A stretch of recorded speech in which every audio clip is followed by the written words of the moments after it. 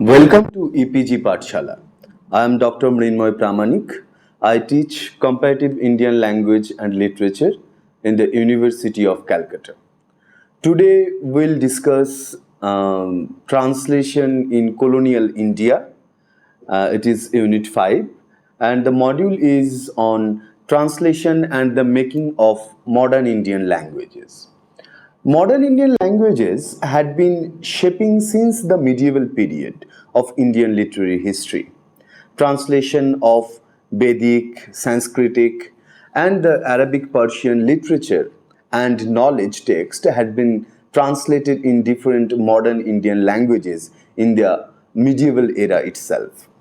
Through the translation of Vedic and Sanskrit literature and knowledge text especially, the Loko Bhasha or Desi Bhasha or the Bhasha were getting its shape and forms of writing.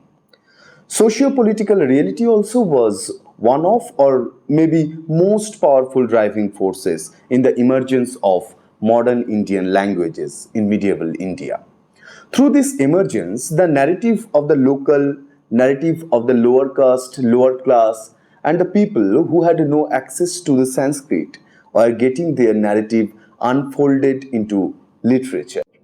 And when I mention the word bhasha or loko bhasha or deshi bhasha, it means that we are trying to addressing the Indian languages because most of the Indian languages, modern Indian languages, most of the modern Indian languages were known as bhasha or loko bhasha or desi bhasha because Sanskrit was bhasha, language of God, Deva bhasha. Now, modern Indian languages in the medieval era were used as a tool of expression in the manuscript culture. The oral tradition in local languages or in Deshi Bhasha already was there, but the writing tradition helped non-Sanskrit people to fight with the literary merit or the merit of knowledge found and recorded in Sanskrit through manuscript culture. It was also an urge of the authors and poets of the local who wanted to write for their own people, wanted to educate their own people with the literature and knowledge found in high literary and knowledge tradition. Modern Indian languages produced immense number of great literatures. Moreover, great traditions which hold the mind and history of the communities of India.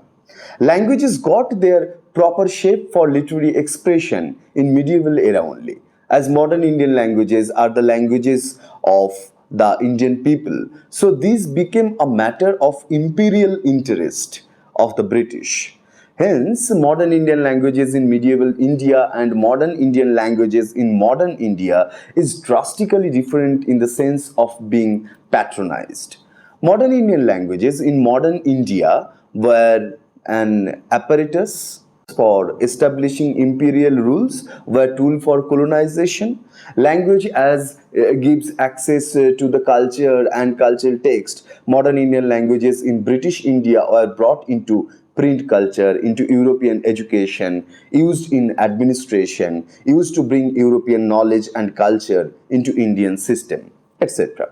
Modern Indian languages in colonial period was not only used for the purpose of colonization or establishing more soothing administration by the British, but systematic practice of language also had happened during the course of the time. Pedagogy of language learning, learning of literature, making of textbooks, introduction of Indian languages into British institutions in India also happened. As printing press came into different modern Indian languages in 19th and first half of 20th century, whole notion of readership and reading culture also had been changed. People were introduced to private reading culture before that, which was community reading of literary or religious manuscripts. All the modern European literary genres began to be translated into different modern Indian languages through the translation of the Bible, the Iliad and the Odyssey, translation of Shakespeare, the Arabian Nights, and of course Sanskrit literature. Modern Indian languages came across different literary genres and themes. This cross-cultural encounter prepared modern Indian languages to adapt those genres and themes one side and appropriated the languages for writing those genres like novel, literary mahakavyas, lyric poetry, theatrical drama, short story, and so on. In colonial period, the work of translation, which had great influence in Indian languages and which helped Indian prose to be developed, is Bible translation.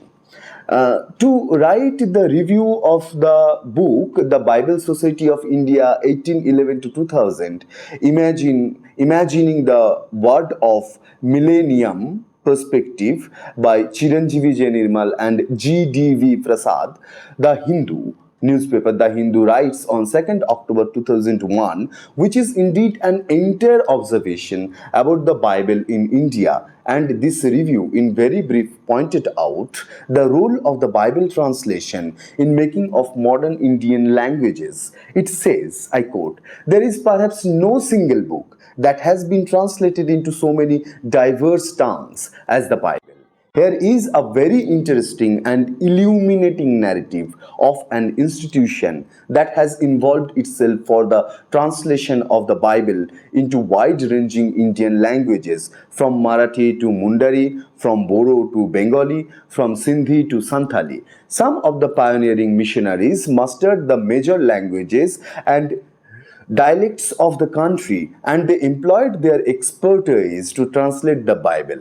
It may not be an exaggeration to state that the story of the translation of the Bible and its publication is also the story of the Indian languages and the history of printing in India. We are also able to identify the conviction about the importance of local languages. They brought to the local people a sense of pride about their own languages." Unquote. So such kind of influence was there of Bible among Indian languages. It's not only about the development of Indian language, or it's not only about the development of Indian prose style, but it was also about to give confidence to the people about their own language, that they can also express their knowledge and their emotion in their own language.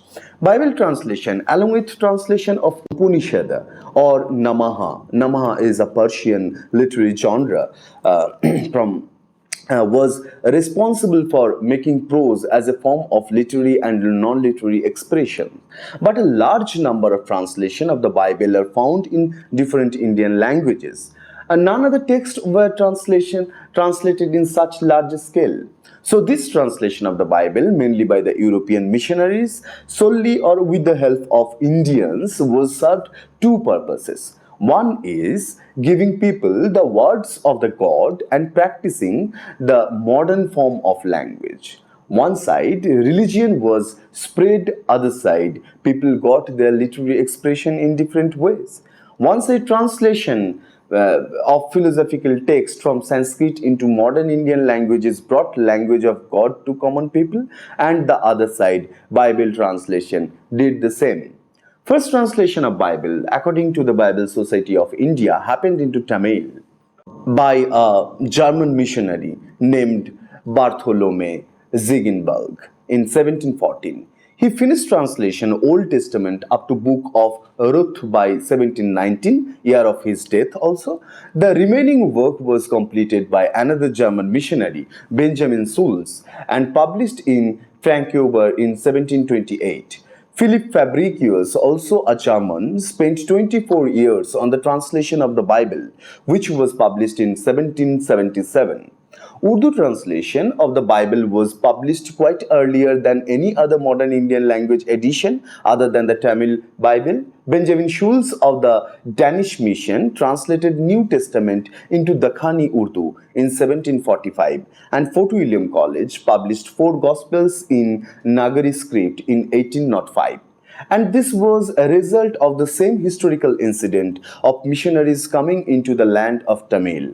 Both the languages got their first Bible by the Danish missionaries. First Bengali translation of the Bible, New Testament, came out by the one of the pioneer of the Bengali prose, William Carey in 1801. And finally, Dr. Wagner edited the completed Bible and published it in 1862. Meanwhile, work had been undergone several editing and published in part by part. Carey comments on translation helps to understand the work of translation as a collaborative work and the sincerity he took for translating Bible into Bengali. According to him, I quote, I employ a Pandit with whom I go through the whole in as exact manner as I can. He judges the style and syntax, and I of the faithfulness of the translation.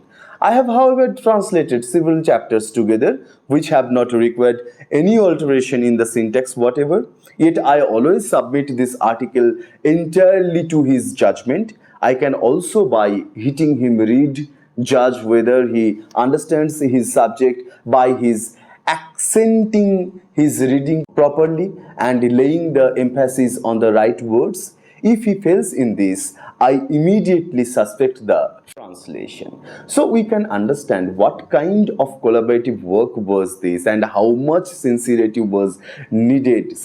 and dedication was needed for translating such kind of text. And in colonial period, missionaries as well as the pundits were so serious about translating at least a religious text like Bible.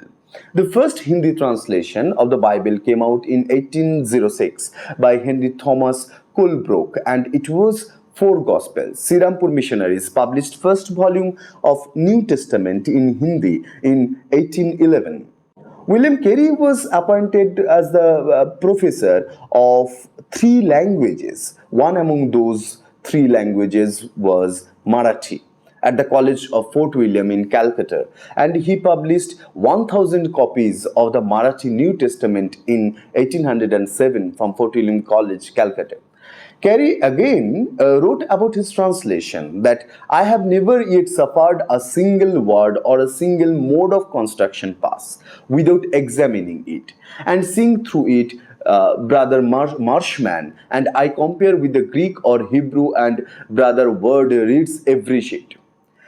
The complete edition of the New Testament into Marathi came out in 1848, and whole Bible as a one-volume book was first published in 1855. Malayalam translation of Bible is quite interesting. It is historically very much different than any other Bible translation of Indian languages. Four Gospels into Malayalam was translated in 1807, and it was translated from Syriac language with a few help from Tamil versions by Timappa Pillai and Philippos. But this translation was published in 1811 under the auspices of British and Foreign Bible Society. First Oriya translation of the Bible was published in 1809 from the Bengali translation done by William Carey. Oriya translation also happened under the auspices of William Carey, and he did this job successfully with his translator group, and he also took help from a Pandit. William Carey also had a great contribution in the translation of Marathi Bible. Assamese translation of the Bible began in the year of 1810 at the Sirampur Mission, Kolkata, and the New Testament was published in 1819. Completed version appeared in 1832. The Bible Society of India's evaluation of this edition of the Bible claims the work as unsatisfactory. It proved to be of little practical use, largely through carelessness and perversity of the Pandit who was employed, and through containing too large an element of Sanskrit words. Later, it was pursued by the American Baptist Mission, which is abbreviated as ABM, and in 1847, Nathan Brown's version of the New Testament was issued. From 1860 onwards, portions of the Old Testament were issued as they were translated by various hands, though it was not till 1903 that the completed Old Testament, revised by A.K. Gurney of ABM, was published. The Sirampur missionaries appeared to have completed their translation of the New Testament into Kannada by 1809. The list of the Bible translation in India is too long. Here, very few are introduced for you. The Bible translation not only influenced or contributed in the development of the languages of established and powerful culture, but this whole project of translating Bible contributed immensely in the development of northeastern languages of different indigenous communities. The scenario of the Bible translation is quite different in northeastern languages than any other modern Indian languages. Here, translation was observed as demand. Translation was intrinsic with people's religious and cultural identity. Bible translation not only developed their languages but offered them a powerful tool of self identity and established the language as the confidence of the community.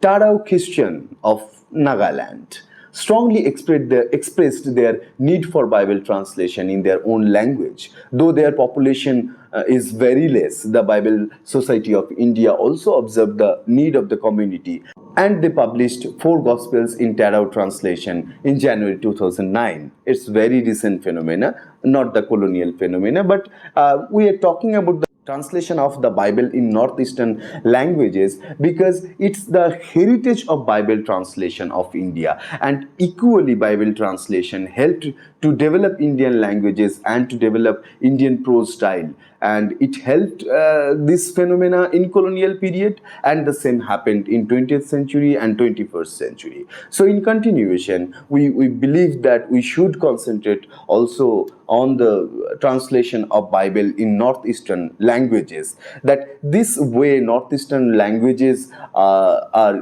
getting their power, they are recognized, they get their own language of writing prose and writing literature. It's all about community confidence. The biblical tracts and portions were first published in Amrikarbi language in 1987. Gradually, the number of Christians also increased in this community, and the New Testament project in this language has been launched in 2004. Bible translation has its immense contribution in the development of prose in Indian language, as I already mentioned earlier. One of the early prose book printed in Indian languages is Malayalam prose, and that is Shamskepa Vedartham, based on Compendium Doctrine of Christianity by Father Clement, printed in Rome in 1772. And we should remember 1772, the birth year of Raja Rammohn Rai, who will be one of the most influential and one of the pioneering figures of developing Indian prose and bringing Sanskrit knowledge, especially Vedanta and Veda, in any of Indian language, and to offer a discursive framework, argumentative framework of Indian languages, in modern Indian language. Though there are many examples in Indian languages that show that prose is not creation of Christian missionaries only or the British officials, opined by Shishir Kumar Das and Nagendra.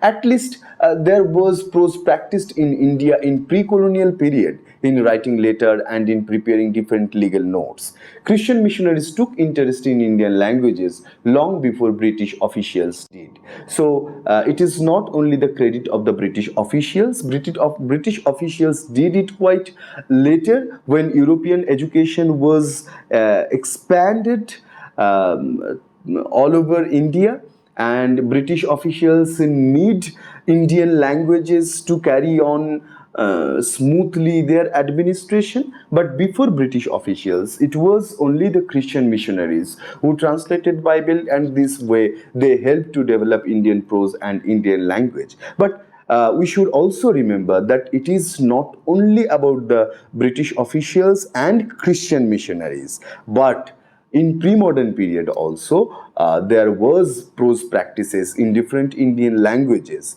as I mentioned that in case of writing literature and writing legal notes, prose were practiced, but it gets its proper shape and styles in colonial period. Now, one of the major area of colonial translation practice was pedagogy, because school book society published so many textbooks for the schools, and it was the time of European education which was expand over the country. So pedagogy was one of the most significant thing in case of translation, especially the making abridged version and literature.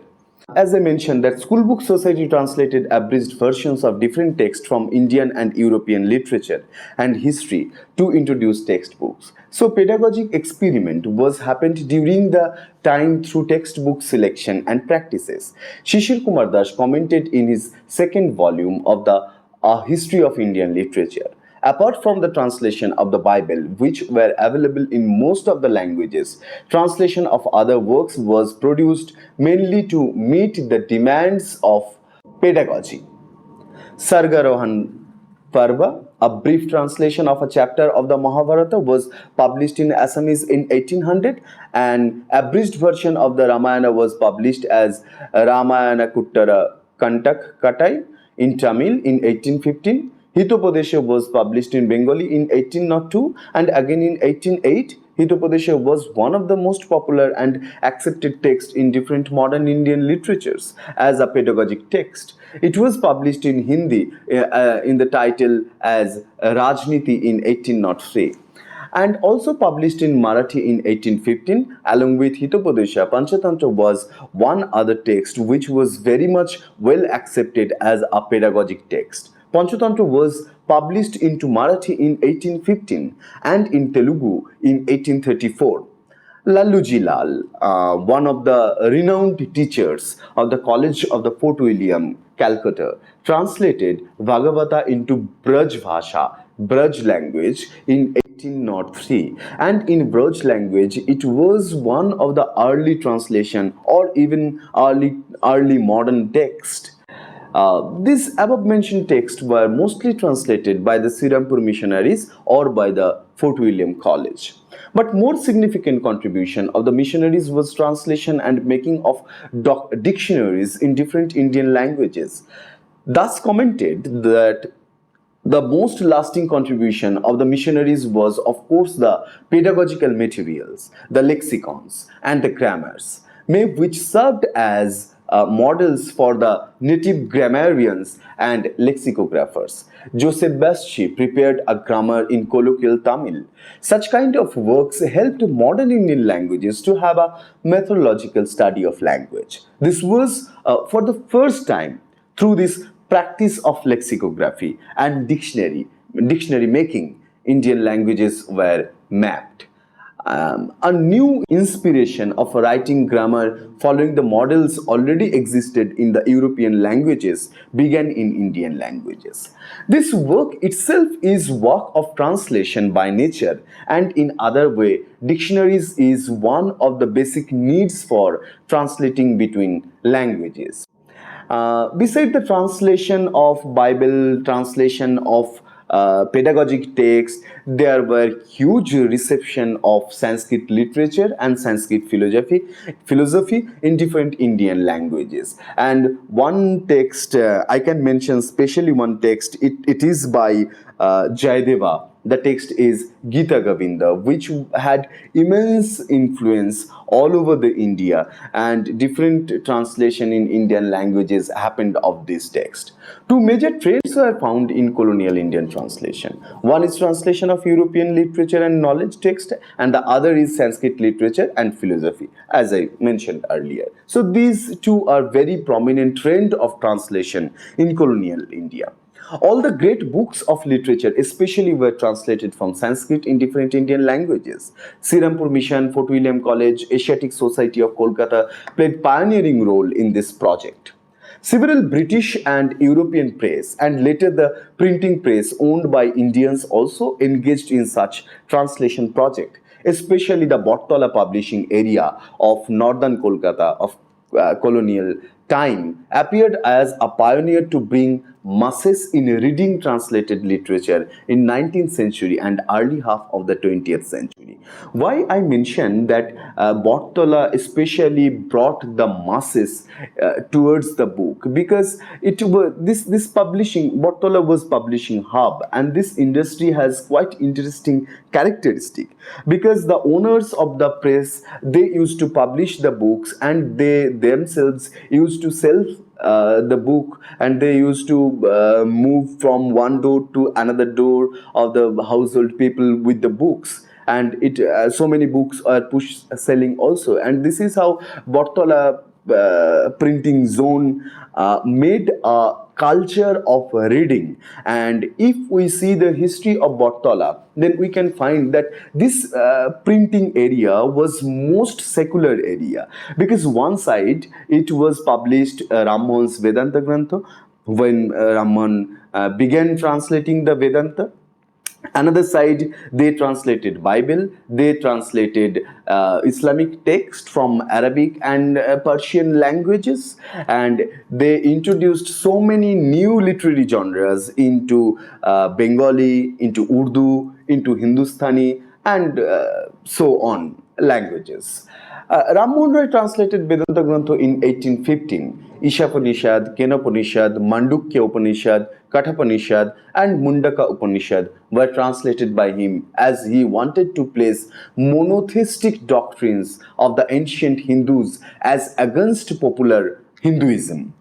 His translation revived ancient Indian culture of dialogue and argumentation. He offered a discursive prose of commentary and debate, which was remarkable.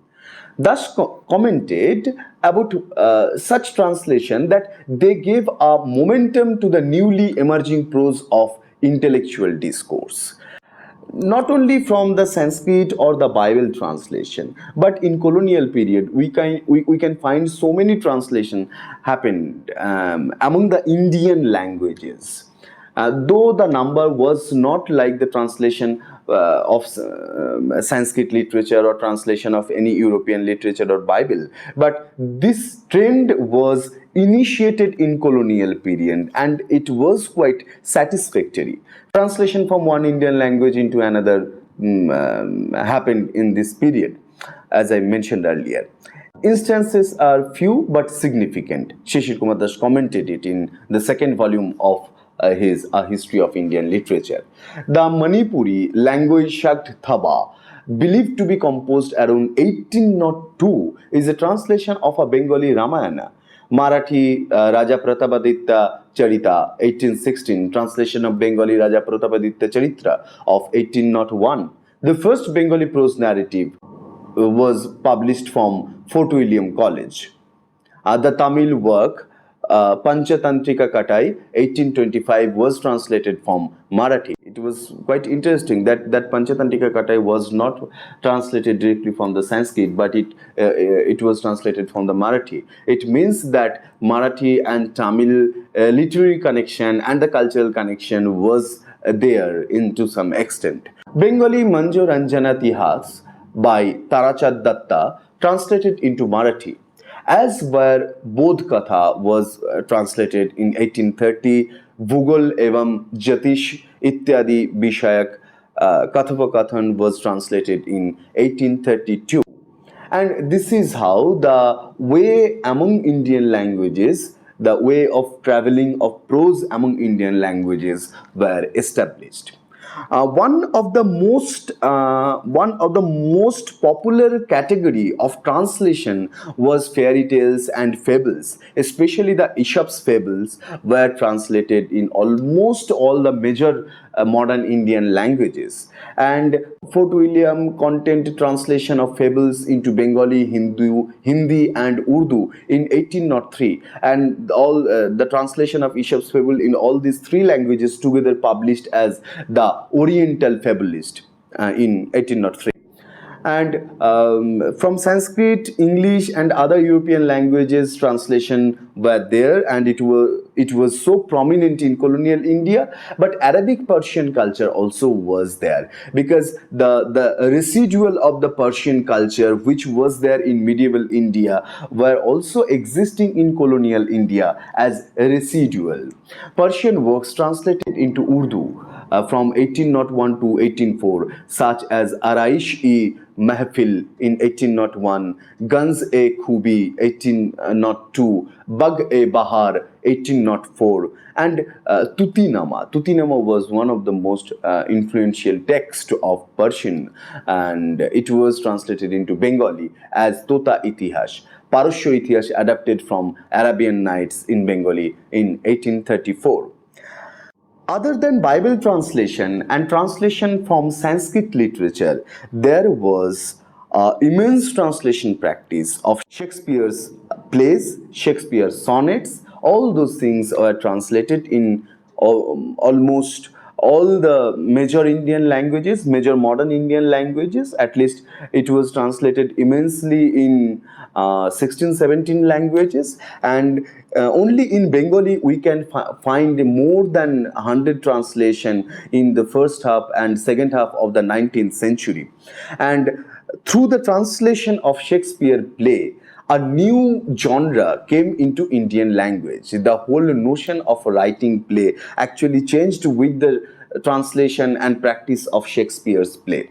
The origin and development of play or drama in modern Indian language actually happened because of influence of Sanskrit drama and the translation of plays written by Shakespeare.